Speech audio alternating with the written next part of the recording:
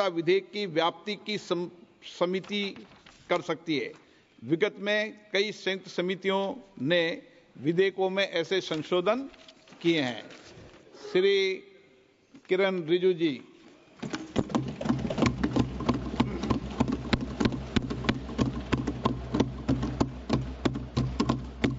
Honorable Speaker, sir, I rise to move the motion for consideration of the Waqf Amendment Bill 2025 and Mussalman Waqf Repeal Bill 2024.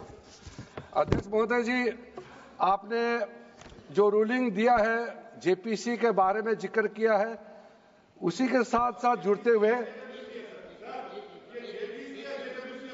एक minute Kiran ji,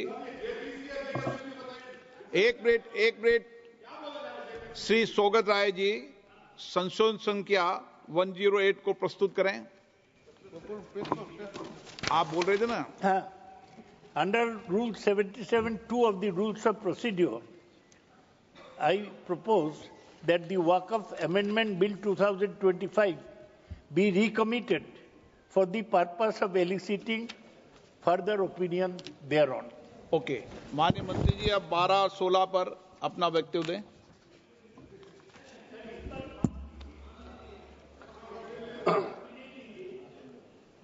आपका जो जब मैं opening करूंगा उसका भी जवाब आएगा और बाकी अमेंडमेंट तो आखिरी में आता ही है।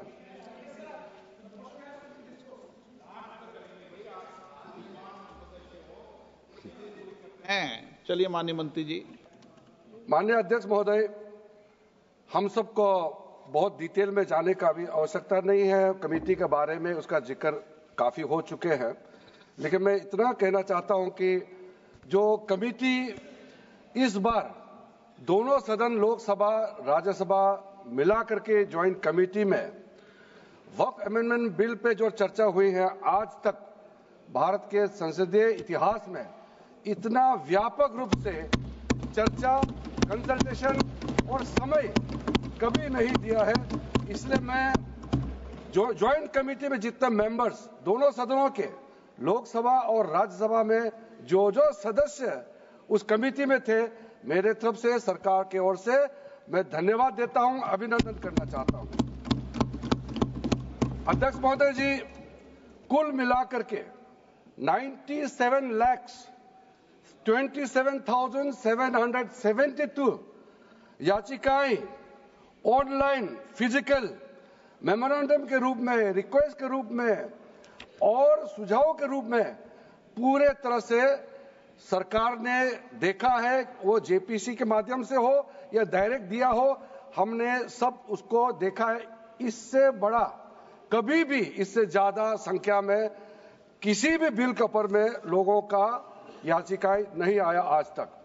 कुल मिलाकर के 284 डेलीगेशन ने अलग अलग समुदाय के जो स्टेक होल्डर्स है, उन्होंने कमेटी के सामने में अपने बात को रखा है, सुझाव भी दिया है।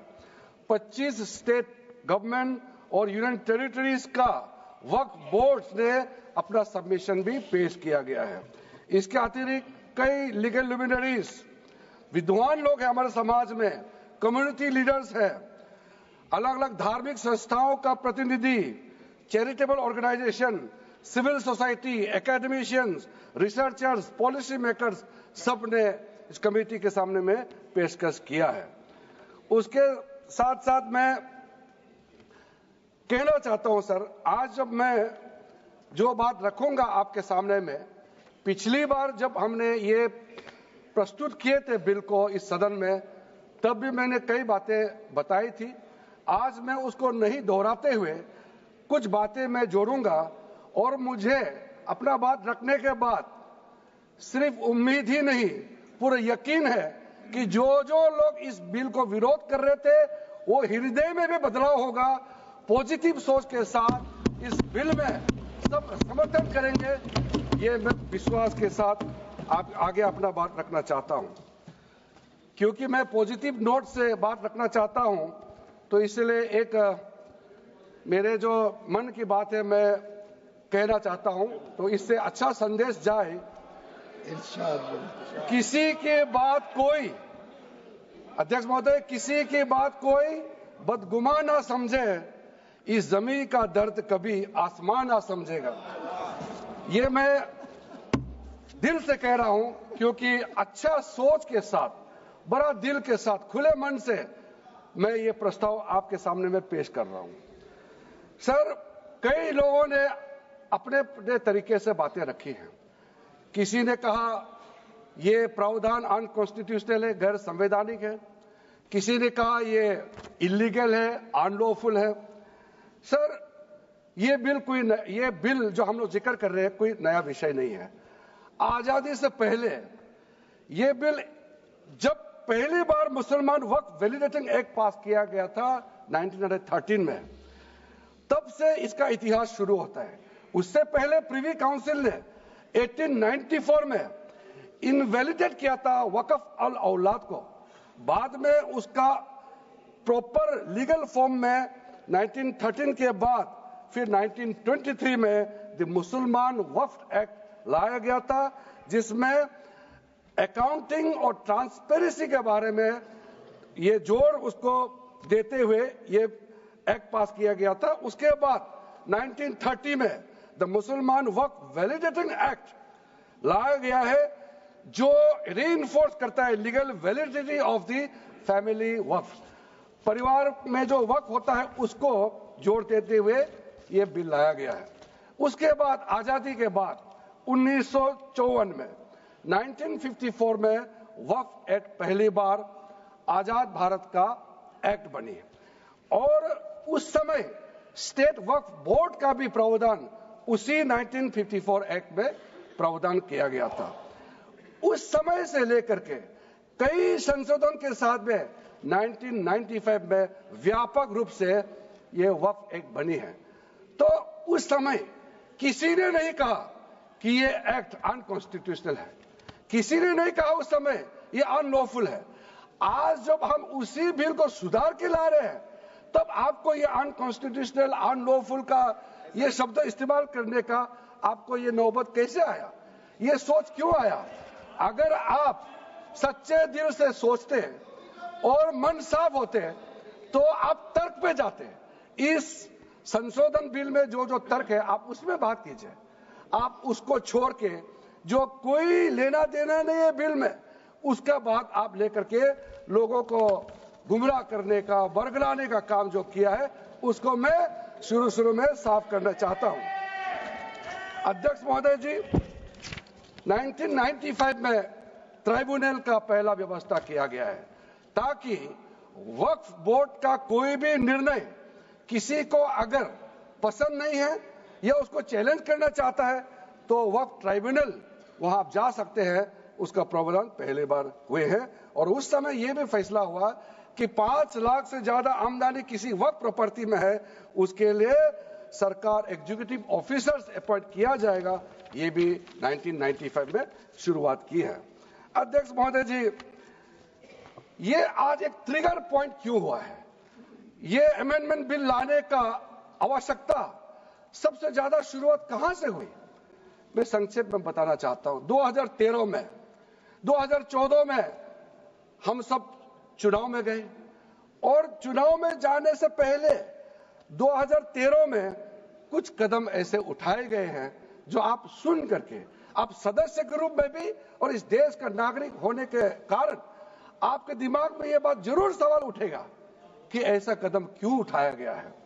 सर, 2013 में पहला यह बदलाव हुआ कि इस देश में कोई भी आदमी, कोई भी इंसान, चाहे वो हिंदू हो, मुसलमान हो, सिख हो, ईसाई हो, पारसी हो, बौद्ध हो, जैन हो, वक्फ क्रिएट कर सकता है। सबको मालूम है वक्फ एक मुसलमान का अल्लाह के प्रति अपना एक उसका एक पायस चैरिटेबल रिलीजियस पर्पस के लिए वक्फ क्रिएट किया जाता है, लेकिन उसमें डाइल्यूशन करके 2013 में कोई भी वक्फ क्रिएट कर सकता है। यह प्रावधान सबसे पहले उस समय की यूपीए सरकार ने किया है। दूसरा, आपने सारा वक्फ को स्पेसिफिक कर दिया कि शिया बोर्ड में शिया ही रहेंगे, सुन्नी बोर्ड में सिर्फ सुन्नी ही रहेंगे, और कोई भी बोर्ड हो सिर्फ उनके लोग ही रहेंगे, बाकी कोई उसमें आ नहीं सकता है। ऐसा आपने प्रावधान किया।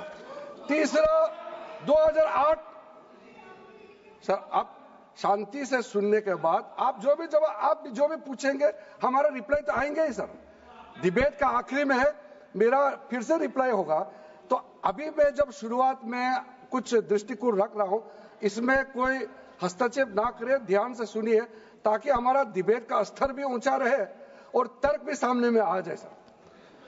सर एक प्रावधान आया सेक्शन 108, उस सेक्शन 108 में ये लिखा गया है कि वक्फ बोर्ड का जो प्रावधान है इस देश में कोई भी मौजूदा कानून के ऊपर में रहेगा, ओवरराइडिंग इफेक्ट रहेगा, ऐसा आपने कानून बनाया है। इस देश में ऐसा कानून कैसे मंजूर कर सकते हैं अध्यक्ष महोदय जी? हर कानून अपना अपना हिसाब से चलता है, लेकिन एक कानून दूसरे कानून के ऊपर में ओवरराइडिंग इफेक्ट होगा, ये कोई भी मान्यता नहीं दे सकता है। उसके बाद सर मैं कुछ प्रोपोगेंडा साथ में जुड़े हुए हैं। उससे पहले जो 2013 में मुझे भी बहुत ताज्जुब हुआ कि ये पास कैसे जबरदस्ती करवाया है। 2013 में वक्फ पे यूजर जो आपने प्रावधान डाला, उसके बाद 1970 से केस चल रहा था दिल्ली के अंदर में। दिल्ली के अंदर में हमारा सीजीओ कॉम्प्लेक्स है, पार्लियामेंट बिल्डिंग है, कई प्रॉपर्टीज है, और इसको वक्फ बोर्ड, दिल्ली वक्फ बोर्ड ने क्लेम किया कि ये वक्फ प्रॉपर्टीज है। उसके बाद ये केस चल रहा था अदालत में। उस समय यूपीए सरकार ने पूरा सारा जमीन को डी नोटिफाई करके वक्फ बोर्ड को दे दिया। 123 प्रॉपर्टी। अगर आज हम ये संशोधन लेके नहीं आते तो जिस सदन में हम बैठे हैं, ये पार्लियामेंट बिल्डिंग, इसको भी क्लेम किया जा रहा था। एयरपोर्ट, बसंत विहार, और अगर नरेंद्र मोदी जी का सरकार नहीं आते, अगर यूपीए का सरकार कंटिन्यू रहता, तो क्या क्या बिल्डिंग को डी नोटिफाई किया जाना था। 123 प्रॉपर्टी को तो डी नोटिफाई किया। मैं रिकॉर्ड में कह रहा हूं, अपने मन से कुछ नहीं कह रहा हूं, मैं ऑफिशियल रिकॉर्ड का बात बता रहा हूं। अध्यक्ष महोदय, आप काहे को उछल रहे हो? मैं अपने से थोड़ी बोल रहा हूं, जो हकीकत बात को बता रहा हूं। आप आराम से बैठ के सुनिए।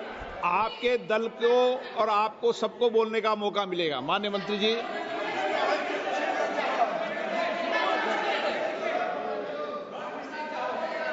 सर मैं फिर से कह रहा हूं, मैं एक शब्द अपने ओर से नहीं कह रहा हूं, जो घटना है, जो हकीकत है, यही कह रहा हूं। इनको इसमें इतना उछालने का, उत्तेजित होने का कोई मतलब ही नहीं है सर। अध्यक्ष महोदय,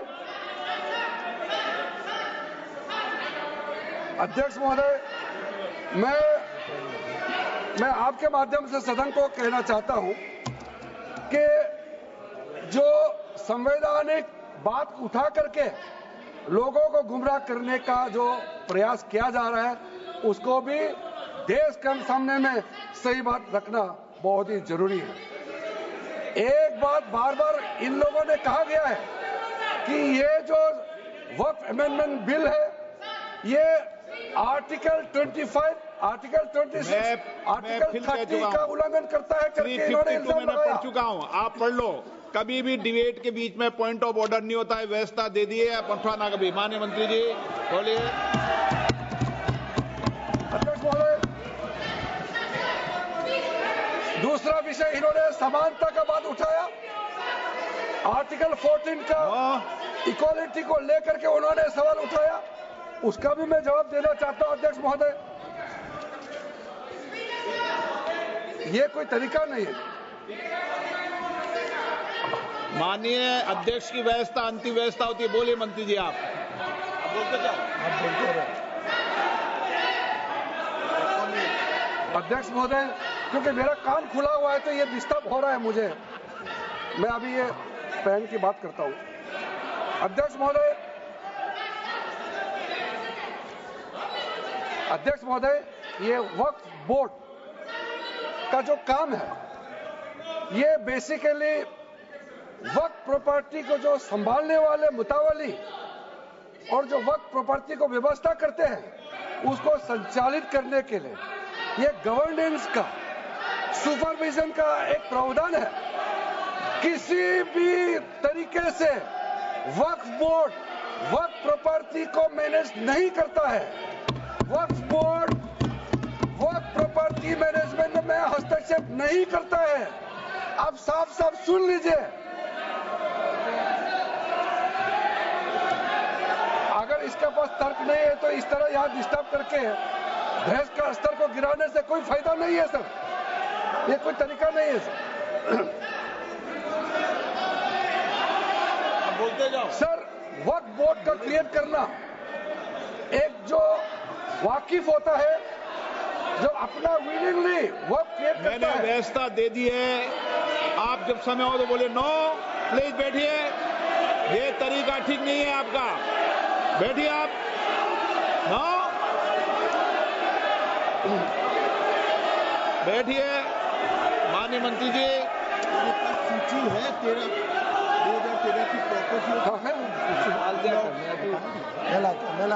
निकाल बताना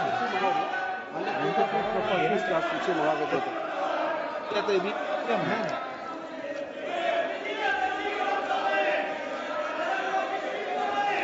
अध्यक्ष महोदय, सबको बोलने का मौका मिलने वाले हैं तो कम से कम बात को शांति से सुनने के बाद आप अपना बात रखिए।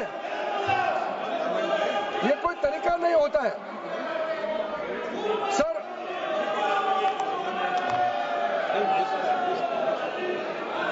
अध्यक्ष महोदय, ये जो उन्होंने गुमराह करने का कोशिश किया गया है, ये मैं कुछ केसेस आपको बताना चाहता हूं सर। आप देखिए आर्टिकल 25(1) क्या कहता है, संविधान का अनुच्छेद आर्टिकल 25(1) कहता है, subject to public order, morality and health, and to the other provisions of this part, all the persons are equally entitled to freedom of conscience and the right freely to profess, practice and propagate religion. Sir, government किसी भी धार्मिक व्यवस्था को, किसी भी religious institution, कोई धार्मिक काम में हस्तक्षेप करने नहीं जा रहा है, ना ही वक्फ बोर्ड किसी धार्मिक स्थल का व्यवस्था में कोई भी तरीके से हाथ डालने का प्रावधान है, बिल्कुल नहीं है सर। आप अगर हम कोई नमाज, सर ये क्या झूठ बोल रहे हैं, ये कॉन्स्टिट्यूशन, हम कॉन्स्टिट्यूशन का प्रावधान पढ़ रहे हैं फिर भी झूठ बोल रहे हैं, ये कॉन्स्टिट्यूशन को नहीं मानते हैं सर। किसी मस्जिद का मैनेजमेंट को हम हस्तक्षेप करने का कोई इसमें प्रावधान नहीं लिया जा रहा है। एक मिनट माननीय सदस्य, आप भारत की संसद में बैठे हो, गरिमा मर्यादा बनाए रखो, बैठे बैठे टिप्पणी मत करो। हाँ, आपको जब मौका मिलेगा आप अपनी बात कहना, बैठे बैठे टिप्पणी नहीं कर सकते, ये संसद की मर्यादा नहीं है, ऐसे नहीं चलेगा सदन व्यवस्था नियम से चलेगा। किसी भी व्यक्ति को बैठे बैठे कोई भी सदस्य जो बोल रहा हो उसके बीच में टिप्पणी करने का अधिकार नहीं है। माननीय मंत्री जी। अध्यक्ष महोदय जी, ये वक्फ बोर्ड का जो प्रावधान किसी मस्जिद, किसी मंदिर, किसी धार्मिक स्थल का व्यवस्था का कोई लेना देना नहीं है, ये सिंपली एक प्रॉपर्टी का मैनेजमेंट का विषय है। ये कोई मुसलमान अपना ज़कात देता है, फितरा देता है, उसको हम पूछने वाला कौन होते हैं? ये आपका धार्मिक भावना से जुड़े हुए चीज है, उसमें सरकार का कोई लेना देना नहीं है। लेकिन ये वक्फ प्रॉपर्टी का मामला है, लेकिन वक्फ प्रॉपर्टी का मैनेजमेंट करता है, मुतवल्लिज करता है। ये आपको इतना बेसिक ये फर्क जो है अगर समझ में नहीं आते या जानबूझ करके आप नहीं समझना चाहते हैं तो मेरा पास इसका कोई इलाज नहीं है। अध्यक्ष महोदय जी, ये आपके माध्यम से मैं फिर से कहना चाहता हूं कि ये सर क्या ये ऐसा बहस नहीं होता है जी। आप लोग का तर्क रखने का समय में बोलिए, ये बीच में कमेंट पास करने से सर हमारा पॉइंट का फ्लो भी बिगड़ता है और आवाज भी ठीक नहीं हो, अब आवाज भी ठीक से नहीं जाएगा। आप क्या चीज को जवाब देंगे सर इसमें मैं कई ऐसे केसेस है जिसको मैं रेफर कर सकता हूं, लेकिन सदन में 3 केसेस का मैं रेफर करूंगा तो दूध का दूध पानी का पानी हो जाएगा कि ये धार्मिक व्यवस्था से कोई लेना देना नहीं है।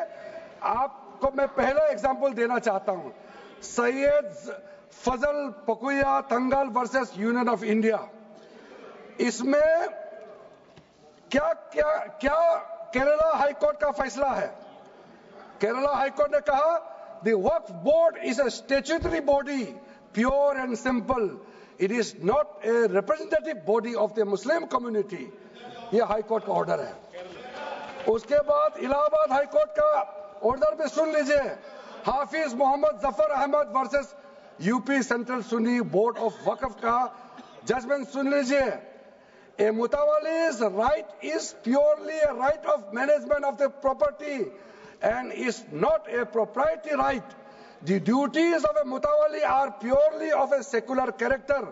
His duties are not of a religious character. इतना क्लियर कट रूलिंग है। तीसरा, तिलकायत श्री गोविंद लाल जी महाराज वर्सेस स्टेट ऑफ राजस्थान। इसमें हाईकोर्ट ने क्या कहा, सुप्रीम कोर्ट ने क्या कहा, right to manage the properties of the temple. अब देखिए मंदिर का भी इसमें एग्जांपल लिया गया है। Right to manage the properties of the temple is purely a secular matter and can not be regarded as a religious practice. Properties of temple नहीं, टेम्पल का जो प्रॉपर्टी है। उसी प्रकार से आप बार बार कहना कि मुसलमानों का अधिकार में गैर मुसलमान कैसे आ रहा है, ये तर्क ही नहीं बनता है। आप ये आज से ये बात बोलने के लिए बंद कीजिए। सर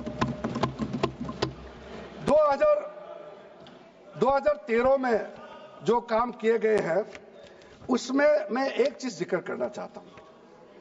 इलेक्शन आने वाला था, बहुत ही कम दिन बच गए थे, इलेक्शन कोड ऑफ कॉन्डक्ट लगने ही वाला था।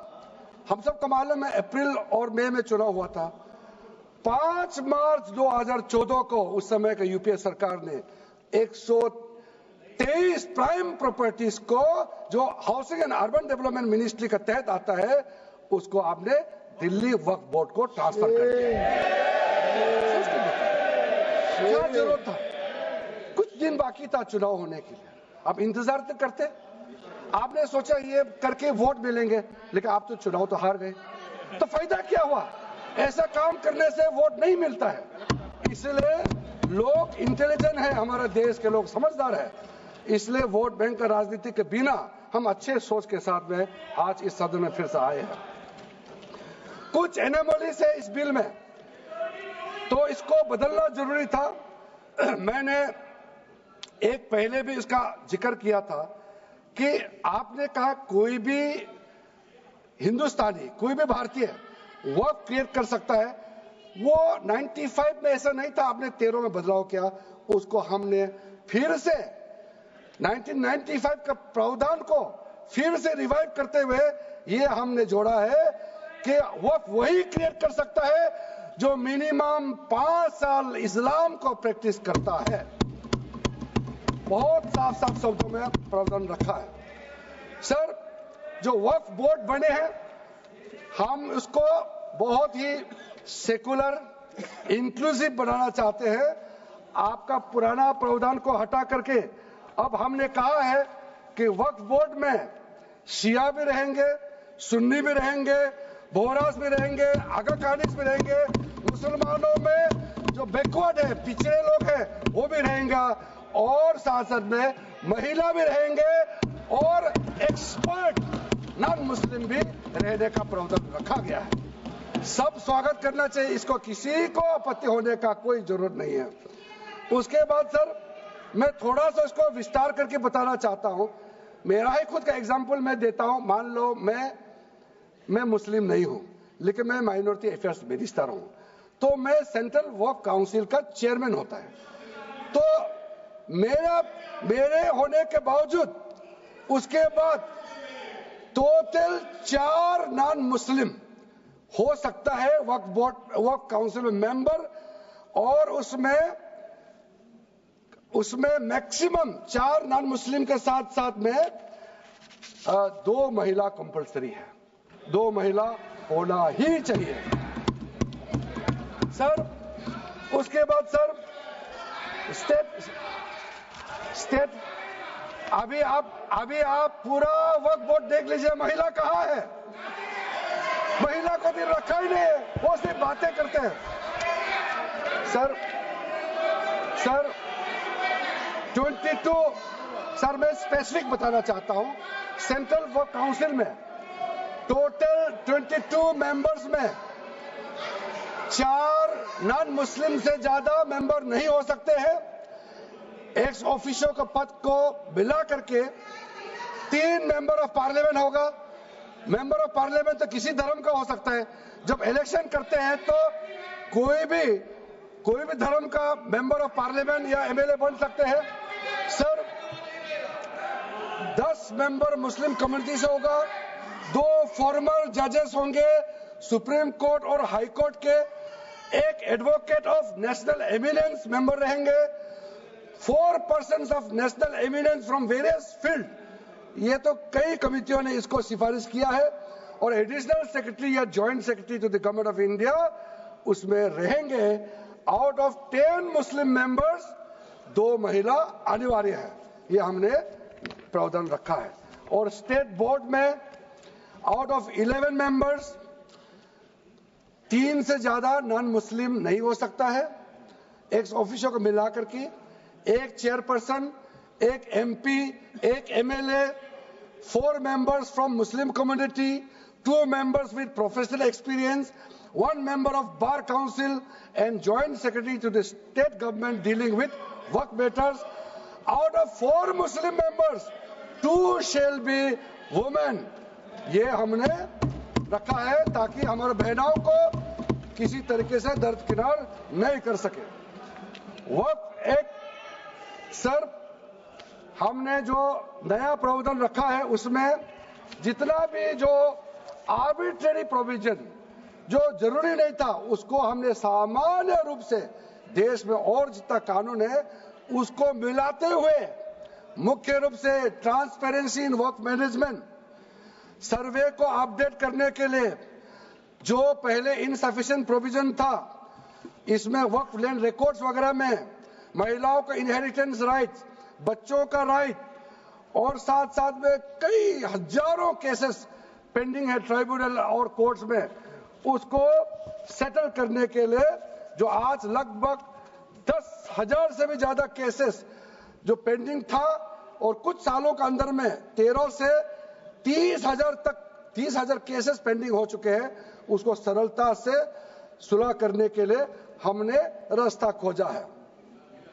एक चीज बार बार आप लोग कहते हैं, हमारे पक्ष के लोग हो या उस साइड के पक्ष के लोग हो या जो सदन से बाहर है, वो एक वक्तव्य देते रहते हैं, मैं उसको सुधारना चाहता हूं। ये कहते हैं कि हमारा देश में लैंड बैंक जो है वक्फ बोर्ड के पास 3rd लार्जेस्ट है। पहला रेलवे, इंडियन रेलवे, फिर इंडियन आर्मी मतलब इंडियन डिफेंस का, और फिर कहता है वक्फ बोर्ड के पास जमीन है। मैं उसको सुधारना चाहता हूं। सर आप भी तो ट्रेन में चलते हैं, हम लोग भी ट्रेन में चलते हैं, हजारों किलोमीटर ट्रेन का पटरी लगा हुआ है, स्टेशन बना हुआ है। वो ट्रेन का पटरी लगा हुआ है, वो रेलवे का प्रॉपर्टी थोड़ी है, ये तो देश का प्रॉपर्टी है, हम लोग सब चलते हैं उसमें। इसको आप कैसे लगा सकते हैं कि रेलवे के पास इतना है, वक्फ बोर्ड के पास इतना है? वो देश का प्रॉपर्टी है। हमारा डिफेंस के पास कहता है कि 2nd लार्जेस्ट है। डिफेंस के पास जो भी लैंड है, जहां ट्रेनिंग करता है, जहां वो रहता है, या बॉर्डर एरिया में जितना डिफेंस लैंड है वो देश का रक्षा के लिए है। उसको आप कैसे वक्फ प्रॉपर्टी के साथ आप तुलना कर सकते हैं। वक्फ प्रॉपर्टी प्राइवेट प्रॉपर्टी होता है सर। तो इसलिए दुनिया में सबसे ज्यादा वक्फ प्रॉपर्टी हिंदुस्तान में है। सिर्फ हमारा देश में ही नहीं, दुनिया का सबसे बड़ा और सबसे ज्यादा वक्फ प्रॉपर्टी हिंदुस्तान में है। तो फिर ये क्यों है 60 साल तक आप सरकार में रहे हैं, हमारे देश में मुसलमान इतना गरीब क्यों है? जब दुनिया का सबसे ज्यादा वक्फ प्रॉपर्टी हमारे देश में है, तो हमारे गरीब मुसलमानों का पढ़ाई के लिए, मेडिकल ट्रीटमेंट के लिए, स्किलिंग के लिए, इनकम जनरेशन के लिए क्यों काम नहीं हुआ आज तक बताइए?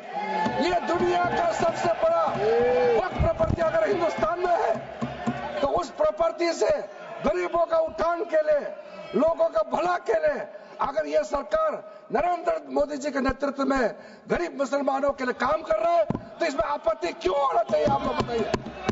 इसलिए सर, इसको धर्म जाति से बाहर उतर करके सबको सीधा सीधा अपना दिल से पूछ करके आप सोच के देखिए कि आप जो लोग आज इस बिल को विरोध कर रहे हैं, आज 1 साल 2 साल नहीं, सदियों तक हमारा देश उसको याद रखेगा कौन इस बिल को समर्थन कर रहा है, कौन इस बिल को विरोध कर रहा है। आज चंद वोट के लिए, सत्ता के लिए हमारे मुसलमानों को आपने 70 साल से ज्यादा वोट बैंक बना करके गुमराह किया है। कितना और गुमराह करना चाहते हैं? अब हमारा देश में वोट बैंक का राजनीति नहीं चलेगा।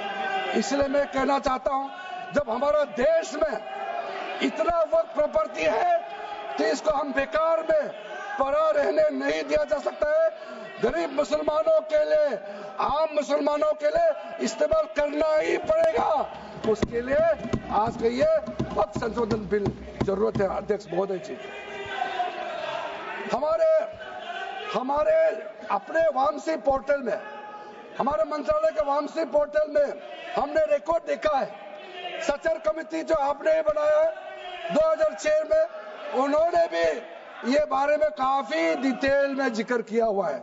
सर 2006 में 4.9 लाख वक्फ प्रॉपर्टी था और उसका इनकम कितना था मैं बता दूं आंकड़ा सर, आप कहेंगे 4.9 लाख वक्फ प्रॉपर्टी में टोटल इनकम था 163 करोड़। कौन खाते थे? 163 करोड़। और आपने 2013 में बदलाव करने के बाद आज इनकम कितना बढ़ा है वो भी मैं बता देता हूं। हो गया 166 करोड़। 3 करोड़ बढ़ा है। कैसे मंजूर कर सकता है हम लोग इस महान सदन में बैठ करके? अगर इतना 10 सालों के बाद भी दुनिया का सबसे ज्यादा प्रॉपर्टी का टोटल इनकम जनरेशन 3 करोड़ बढ़ता है, तो ये हम कभी मंजूर नहीं कर सकते अध्यक्ष महोदय। इसलिए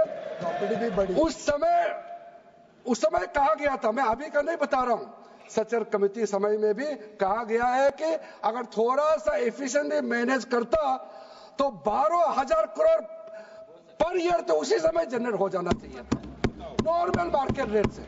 और 12,000 करोड़ अगर वो प्रॉपर्टी से रेवेन्यू जनरेशन करता है, कितना लाखों करोड़ों मुसलमानों को फायदा होगा, आप सोच के देखिए। इसलिए सर आप लोग भी, मैं अनुरोध करता हूं कि आप लोग भी वक्त के बारे में जानना है तो हमारा वामसी पोर्टल को क्लिक करके आप लोग देखिए। सर आज वो 4.9 लाख से बढ़ करके टोटल वक्फ प्रॉपर्टी बन गया है 8.72 लाख। हमारा देश में वक्फ प्रॉपर्टी बन गया है। और आप कल्पना कीजिए 8.72 लाख प्रॉपर्टी वक्फ का है, उसको अगर हम सही तरीके से मैनेजमेंट करता तो हमारा मुसलमानों का ही नहीं है, देश का तकदीर बदल जाएगा। इतना प्रॉपर्टी हमारे पास। अब समझिए चीज को। सर मैंने अभी कई राज्यों का दौरा किया अध्यक्ष महोदय, मैंने कई राज्यों का दौरा किया। मैं एक एग्जांपल आपको जरूर देना चाहूंगा। मैं बहुत इंप्रेस हो गया जब मैं पिछली बार जम्मू कश्मीर गई। जम्मू कश्मीर में हमारा नई वहां वक्फ बोर्ड का चेयरपर्सन बनी और मैंने पूछा कि आप जब वक्फ बोर्ड का चेयरमैन बनी तो उसमें क्या हालत थी और आज क्या हालत है। उन्होंने बोला कि सर जब उन्होंने पदभार संभाली तो उसमें कोई इनकम का, कोई व्यवस्था का, रिकॉर्ड का ठीक ठाक कुछ भी नहीं था, और उन्होंने आने के बाद 40 करोड़ रेवेन्यू इनकम उन्होंने जनरेट करना शुरू किया, मुझे बताया, और उसके वजह से वह काफी अच्छा काम कर रहा है। मैं हजरत बल श्राइन भी गए और वहां भी मरम्मत चल रहे हैं, इतना पुराना श्राइन है, दुनिया के लोग आते हैं, बहुत खूबसूरत से उसका सारा आसपास का ब्यूटिफिकेशन का काम भी चल रहा है। अगर अच्छा काम करेगा, रेवेन्यू बढ़ेगा तो सबका फायदा होगा सर। इसलिए सर आप लोग आज बिल को समर्थन करने के बाद मेरे ऑफिस में आइए, 1 साल के अंदर में इसका ट्रांसफॉर्मेशनल इंपैक्ट क्या होता है मैं ही आप लोगों को बता दूंगा। सर वक्फ अमेंडमेंट जो बिल लाए हैं उसमें जेपीसी का कई रिकमेंडेशन है जिसको हमने समर्थन किया है और एक्सेप्ट किया, हमने यह इस बिल में लाया। इसलिए बोलना कि जेपीसी का आपका कमेटी की बात को माना ही नहीं है, आपका कमेटी की बात नहीं सुना गया है, वो गलत बात है सर। अध्यक्ष महोदय जी, पार्लियामेंट्री कमेटी जब बनता है तो उसका एक अपना सैंक्टिटी होता है और उस कमेटी में खुले बहस हुए हैं, उसमें मैं अंदर जाना नहीं चाहता हूं क्या हुआ है, लेकिन उनके बीच में कई ऐसे मुद्दे हैं जो हम लोग सरकार समझते हैं कि बहुत अच्छा सुझाव आया है, हमने उसको माना है, और कुछ छोटा अमेंडमेंट है जो बहुत जरूरी चीज है, वो अमेंडमेंट भी हम लेकर के आए हैं। इसके बाद जो पूरा ये सारा व्यवस्था देखने के बाद सबके मन में उम्मीद जागेगा। उम्मीद इसलिए जागेगा कि एक नए सवेरा आने वाला है, इसलिए नए एक्ट का नाम भी उम्मीद हो गया है। तो उम्मीद क्यों हुआ है सर, मैं आपको बताना चाहता हूं। ये जो unified Waqf management, empowerment, efficiency and development, full form उम्मीद है, इसका रखने का पीछे कारण है सर। ये उम्मीद क्यों है, अब ये यूनिफाइड वक्फ मैनेजमेंट पूरा रजिस्ट्रेशन से लेकर के म्यूटेशन, इंक्रोचमेंट का विषय, सर्वे, कलेक्टर का रोल, सारा विषय को मिला करके मैनेजमेंट का पूरा सिस्टम को ही बदलने के लिए हमने काम शुरू किया है। उसके बाद एम्पावरमेंट, कैसा एम्पावरमेंट होने वाला है, मैंने पहले भी जिक्र किया, मुसलमानों में भी जो शियास हैं, सुन्नीस हैं, बोहरास, आकाकानीस, पसमानदा मुस्लिम्स है जिसको बैकवर्ड माना जाता है, और विशेष करके महिलाएं और बच्चों के लिए जो हमने प्रावधान रखा है, तो ये मुसलमान का कम्युनिटी के अंदर में इतना जोरदार स्वागत हो रहा है। अध्यक्ष महोदय, यहां में कुछ मेंबर विरोध जरूर कर रहे हैं, लेकिन मैं कुछ मेंबर को मेरे घर में मैं न्योता देना चाहता हूं, और जो मुस्लिम डेलीगेशन मेरे घर में आ रहे हैं, स्वागत कर रहे हैं इस बिल को, उसका भी नजारा आप लोग देख लीजिए, आपका सोच बदल जाएगा। आपको नहीं मालूम मुसलमानों में कितना भयंकर समर्थन कर रहा है इस बिल को लेकर के, आप लोग को मालूम ही नहीं है। करंट अंदर में गरीब मुसलमानों का तो संदेश बार बार आ रहा है कि जल्दी पास कीजिए इस बिल को, इसलिए आप लोग संदेह में मत रहिए। एफिशिएंसी को हमने बढ़ाने का काम किया है, टेक्नोलॉजी का उपयोग करते हुए सेंट्रलाइज्ड डेटाबेस होगा, डिजिटल पोर्टल होगा, कोई छुप के अंधेरे रातों में वर्क क्रिएट नहीं कर सकता है, इसका पूरा रजिस्ट्रेशन का प्रावधान है, ट्रैकिंग होगा, निगरानी रखा जाएगा, कंप्लायंस का प्रावधान है, और जो मैनुअल हाथों से जो गलत होगा उसका भी करेक्शन करने का प्रावधान है, ब्यूरोक्रेटिक डिले होता है उसका भी समाधान हमने पूरा बिल में तरीका बना के रखा हुआ है, और आखिर में इसका ऑडिट प्रॉपर होना चाहिए, तो ऑडिट का भी प्रावधान हम लोग राज्य सरकार को ऊपर में छोड़ा है, क्योंकि आखिर तो सर ये सारा प्रॉपर्टी का अथॉरिटी राज्य सरकार का है, बोर्ड का अपॉइंटमेंट भी राज्य सरकार को करना है, केंद्र सरकार का कोई रोल नहीं है, लैंड स्टेट सब्जेक्ट है, सारा राज्य सरकार को ही करना है। इसलिए राज्य सरकारों को हम फुल अथॉरिटी देने के साथ साथ हमारा जो मंत्रालय है वो ऑनलाइन हमेशा जुड़ा रहेंगे कि जो वक्फ प्रॉपर्टी क्रिएट किया गया है उसका स्टेटस है वामसी पोर्टल से मिला करके हम लगातार टच में रहेंगे। इसलिए कोई इसमें ये नहीं सोचना है कि सेंट्रल गवर्नमेंट कोई एक्स्ट्रा पावर हड़पने जा रहा है क्या, बिल्कुल सोचने का नहीं है। ये टोटली स्टेट गवर्नमेंट का अधीन है और राज्य सरकारें ही इसका निगरानी में आगे काम करना है। उसके बाद सर जो पर्पस के लिए वक्फ क्रिएट किया जाता है, बेसिकली 3 पर्पस होता है, रिलीजियस, चैरिटेबल एंड पायस। उसका हो रहा है कि नहीं हो रहा है, और इनकम जनरेशन खास करके जो वेलफेयर काम है उसका हो रहा है कि नहीं हो रहा है, इसका भी इफेक्टिव गवर्नेंस का प्रावधान हमने रखा हुआ है। और साथ साथ सर मैं आपको इस उम्मीद के साथ साथ ये कहना चाहता हूं कि जो रिफॉर्म्स हमने जो लाए हैं और साथ साथ में जो प्रावधान कुछ बदलाव हमने आपको बहुत शॉर्ट में बताया, क्योंकि डिटेल में तो मैं रिप्लाई तो करूंगा ही। इसमें अगर आपको लगता है कि हमको अगर इनकम जनरेशन करने के लिए वक्फ प्रॉपर्टी को बेहतर इस्तेमाल करने के लिए क्या करना चाहिए, जब हम इसका सबऑर्डिनेट लेजिस्लेशन के माध्यम से रूल्स बनाएंगे, आपका सुझाव हम खुले दिल से स्वागत करेंगे। क्योंकि आखिर तो प्रॉपर्टी देश का है, किसी का भी हो, उसको अगर अच्छा से चलाना है तो आप सुझाव देंगे तो हम तो पूरा वेलकम करेंगे उसमें। इसलिए आज मैं मेंबरों के साथ साथ जो कई दरगाह है, कई मस्जिद के इमाम है, कई लोग जो मुझे मिले, उन्होंने भी बहुत अच्छा सुझाव दिया है। उसको डिटेल में मैं यहाँ कहना नहीं चाहता हूँ, लेकिन हम रिकॉर्ड में रखा है। कई अच्छे अच्छे सुझाव हमारे पास आए हैं, वो भी हमने नोट करके रखा है। एक इंपॉर्टेंट पॉइंट को मैं अब आपके सामने में रखना चाहता हूं। ये जो हमने एक डेफिनेशन में जो बदलाव लाया है, इस डेफिनेशन में बदलाव का सबसे बड़ा मतलब ये है कि मुसलमानों में भी जो वक्फ के अंदर में अपना प्रॉपर्टी, वक्फ प्रॉपर्टी इस वक्फ बोर्ड के प्रावधान से गवर्न करना चाहते हैं, मोस्ट वेलकम है। अगर वो ट्रस्ट के माध्यम से अपना प्रॉपर्टी का अलग तरीके से वक्फ करना, वो चलाना चाहता है, मैनेज करना चाहता है, उसके लिए भी छूट दिया गया है। तो इसमें जो आप लोग बार बार कहते हैं कि वक्फ बोर्ड में गैर मुसलमान कैसे आ रहा है, इसका मैं छोटा सा एग्जांपल देना चाहता हूं। अभी हम लोग किसी धर्म, किसी जाति का हिसाब से तो हम एमपी नहीं बने हैं, हम तो ऐसे सिटीजन होकर के एमपी बने हैं। तो अगर मेरा कॉन्स्टिट्यूंसी वाला हमको कहेंगे कि किरण रिजिजू मेरा यहाँ नहीं आ सकता है, हमारा धर्म और तुम्हारा धर्म अलग है, तो कैसे होगा? मैं तो एज एमपी, मेरे पास अथॉरिटी है, मैं जा सकता हूँ। उसी प्रकार से आपका ट्रस्ट है, ट्रस्ट को चलाता है चैरिटी कमिश्नर। तो ट्रस्ट वाला कैसे कहेंगे कि चैरिटी कमिश्नर मेरा जात का ही होना चाहिए? चैरिटी कमिश्नर तो गवर्नेंस को संभालने के लिए है, चलाता तो ट्रस्ट है।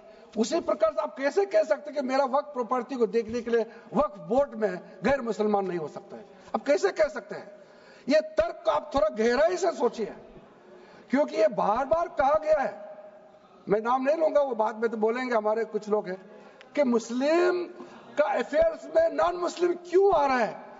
अरे ये धार्मिक व्यवस्था से कोई लेना देना नहीं है, मैं बार बार कह रहा हूं। इसलिए ये प्रॉपर्टी है, वक्फ प्रॉपर्टी है, आप लोग इसको समझिएगा। उसके बाद सर ये जो हमने जो 2013 के बाद कुछ बदलाव जो किए हैं, वक्फ बाय यूजर में कुछ लोग ने शंकाएं व्यक्त किया है, कह रहा कि वक्फ बाय यूजर हटाने के बाद अब सरकार जो है मस्जिदें छीन लेंगे, दरगाह छीन लेंगे, मुसलमानों का प्रॉपर्टी छीन लेंगे, ऐसे बोलते हुए मैंने सुना है। इस तरह का कई जगह में बोला है। मैं इसमें साफ साफ कहना चाहता हूं, हम लोग सब हर किसी ना किसी राज्य से आते हैं। We all belong to each and every part of our country. We are together. We may belong to different states and union territories. We are all Indian. ये अथॉरिटी राज्य सरकार को हमने कैसे दिया? जो प्रॉपर्टी वक्फ यूजर को हम लोगों ने हटाने के बाद ये प्रावधान सुरक्षित किया है, ऑथोराइज किया स्टेट गवर्नमेंट को कि जो प्रॉपर्टी रजिस्टर्ड हो चुके हैं, जब नमाज पढ़ते हैं, रजिस्टर्ड है, डॉक्यूमेंट है, उस पे कोई हस्तक्षेप नहीं होगा। ये कानून प्रोस्पेक्टिव है, रेट्रोस्पेक्टिव नहीं है। ये आप लोग बहुत क्लियर से सुन लीजिए, ये किसी का जमीन छीनने का कानून नहीं है। ये किसी का राइट, किसी का हनन करके उसका प्रॉपर्टी को हड़पने का नहीं है। राज्य सरकारों को अधिकार दिया गया है कि जो ऑलरेडी रजिस्टर्ड है उसका तो कोई डिस्प्यूट नहीं है, लेकिन जो डिस्प्यूटेड है, जो कोर्ट में पेंडिंग है, उसको हम यहाँ कानून बना के कैसे हटा सकते हैं? कोर्ट का पावर को तो हम ले नहीं सकते सर। इसलिए यहाँ बार बार ये लोग माइक बजा बजा करके झूठ 100 बार भी बोलो, कुछ होने वाला नहीं है। सिटीजनशिप अमेंडमेंट बिल जब लाया गया था, वही लोग हैं जिन्होंने कहा था कि सिटीजनशिप अमेंडमेंट बिल पास होकर एक्ट बन जाएगा तो मुसलमानों का हक छिन जाएगा, उनका नागरिकता खत्म हो जाएगा। आज सीए लागू हो गया, बताइए किसी मुसलमान का अधिकार छीना है? किसी मुसलमान का नागरिकता छीना है? बताइए, क्या आप माफी मांगेंगे? आपने देश भर में घूम घूम कर झूठे बातें फैलाया, आज आप साबित हो गया कि आपने झूठ बोला था, लेकिन आज आप माफी मांगने का भी हिम्मत नहीं रखते हैं। जिगर थाम के आप लोग सुनिए, ये आप आज दोबारा आप मिसलीड करेंगे, गलत बातें करेंगे तो फिर मुंह खाना पड़ेगा आपको। फिर कोई और बिल लेके आएंगे, फिर मैं आपका पर्दाफाश करेंगे फिर से। इसीलिए सर हम लोग तर्क पे जाइए, पॉइंट पे जाइए।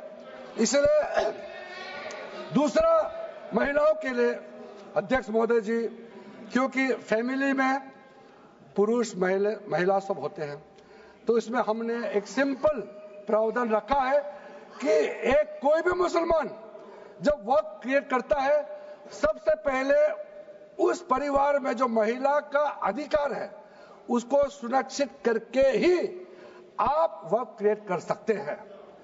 नहीं तो पहले ऐसा होता था, वर्क क्रिएट कर दिया, आपका बच्चों का अधिकार खत्म हो गया, महिला का अधिकार खत्म हो गया।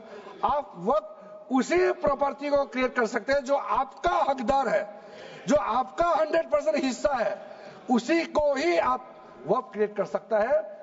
बच्चों का और महिला का अधिकार नहीं छीन सकता है। ये बहुत बड़ा रिफॉर्म है। मुसलमानों में अगर वो चाहते हैं कि महिला आगे ना बढ़े तो ये लोग तो इसको विरोध करेंगे ही, लेकिन जो थोड़ा प्रोग्रेसिव सोचने वाले, जो थोड़ा बारीकी से अगर सोचेंगे तो कितना गलत बात है कि समाज में महिलाओं को दबाने का काम करते हैं और यहाँ जोर जोर से बोलते हैं।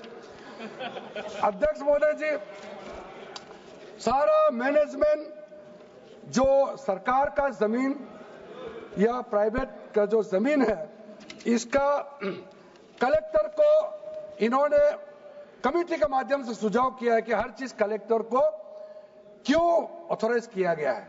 तो कमेटी के बात को माना है कि कलेक्टर से ऊपर कोई भी अधिकारी, कलेक्टर से ऊपर जो अधिकारी है वो देखेंगे सरकारी जमीन और कोई डिस्प्यूट है वक्फ बोर्ड के साथ या किसी मुतावली के साथ डिस्प्यूट है, उसका जांच कलेक्टर के ऊपर अधिकारी करेंगे।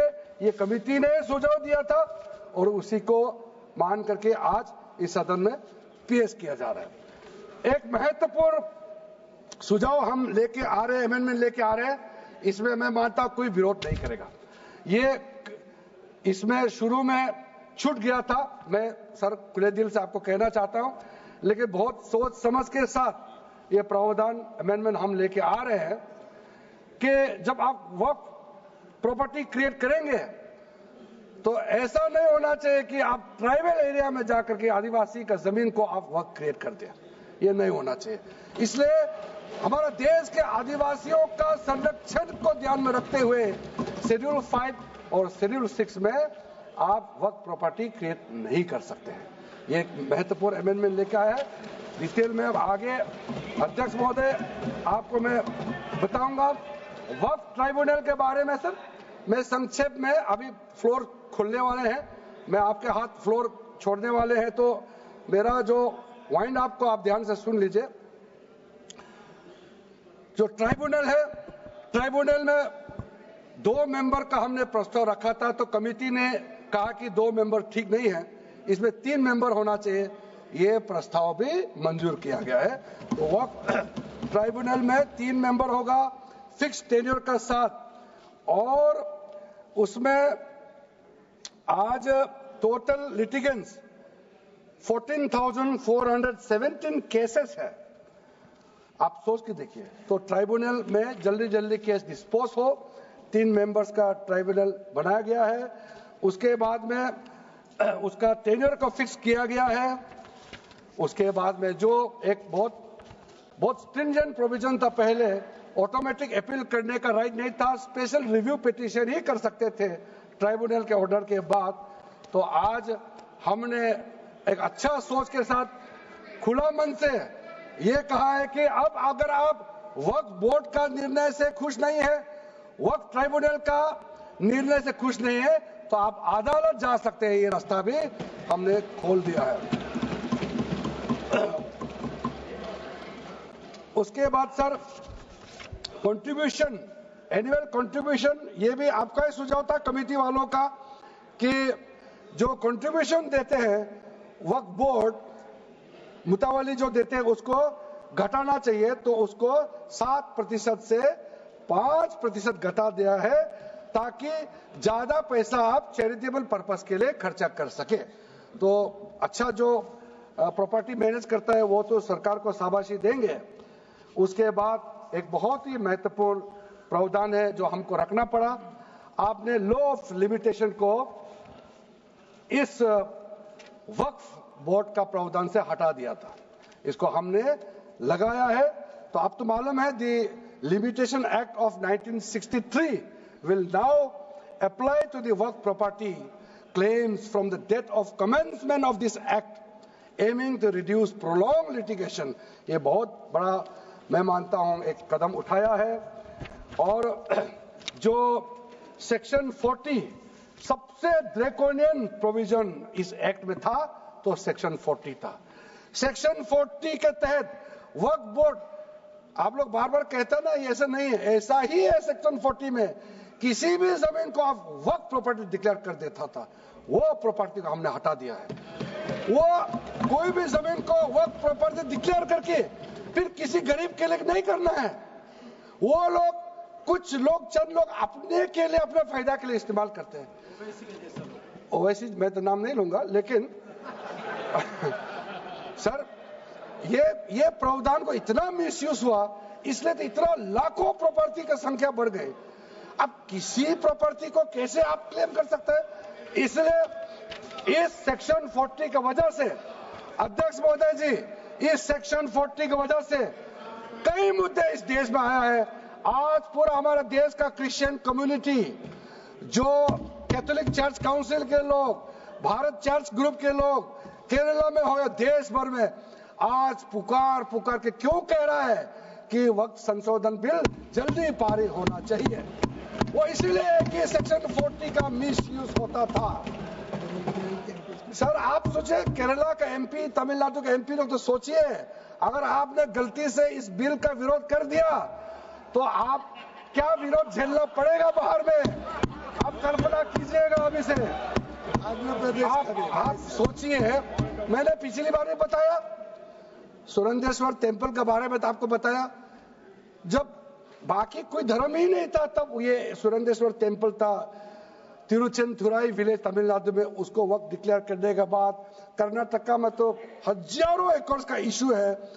फिर सर हरियाणा में जतलाना विलेज यमुनानगर में सिख गुरुद्वारा का जो जमीन है, कभी वहां मस्जिद भी नहीं था, कभी वहां मुस्लिम का सेटलमेंट का भी रिकॉर्ड नहीं था, उसको भी वक्फ डिक्लेयर कर दिया था। उसी प्रकार से केरला का मुनम्बम का जो इशू है, वो तो अभी सब जान ही रहा है कि 600 क्रिश्चियन फैमिलीज का जो जमीन को वक्फ बोर्ड ने वक्फ डिक्लेयर कर दिया है, चर्च का भी कर दिया, और आगे जाने का रास्ता भी बंद कर दिया था। अगर हम ये बिल पारित कर दिया, उसका अपना जमीन वापस मिल जाएंगे गरीबों का, किसानों का। ऐसे चीजों में आप लोग समर्थन करना चाहिए। मैं तो मानता हूं कि अभी भी देर नहीं हुआ, अभी भी आप जिद पे राजनीतिकरण करके आप अड़े रहे, आप मुश्किल में फंसने वाले हैं। विशेष करके हमारे कांग्रेस वालों को मैं कहना चाहता हूं, और बाकी हमारे साथी दल है कांग्रेस के झांसे में ना आए, आपको भी डुबा देंगे ये लोग। इस बिल को विरोध करके बहुत बड़ा नुकसान होने वाला है। अब ध्यान से सुनिए अध्यक्ष महोदय, इसलिए अंत में सर, क्योंकि मैंने कहा है कि मैं आखिरी में जवाब दूंगा, तो हम लोग आगे भी इस पार्लियामेंट को भी वक्त डिक्लेयर ना कर दे, हम लोग आराम से भविष्य के लिए और अच्छा काम करें। मैंने पॉजिटिव बात में अपना बात को रखा है। अंत में मैं अपील करके अपना बात को समाप्त करना चाहता हूं इसी लाइन के साथ, मेरी हिम्मत को तो सराहो। देखिए मैं कितना हिम्मत के साथ बोल रहा हूं। मेरे हिम्मत को तो सराहो, मेरे हमराही बनो, मैंने एक शम्मा जलाई है हवाओं के खिलाफ। आप लोग जब इस बिल को समर्थन करेंगे, हमारे वरिष्ठ नेता सब सदन में बैठे हम लोग सुन रहे हैं, मैं अपने आप को बहुत भाग्यवान मानता हूं, मैं भाग्यशाली हूं।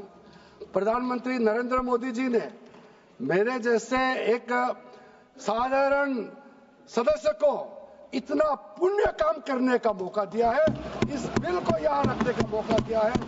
करोड़ों करोड़ों गरीब मुसलमान बहने दुआ देने वाला है। दुआ में अकेला क्यों लो, ये दुआ आप भी लेना चाहिए। इस बिल को समर्थन दीजिए, ये मेरा अनुरोध है अध्यक्ष महोदय।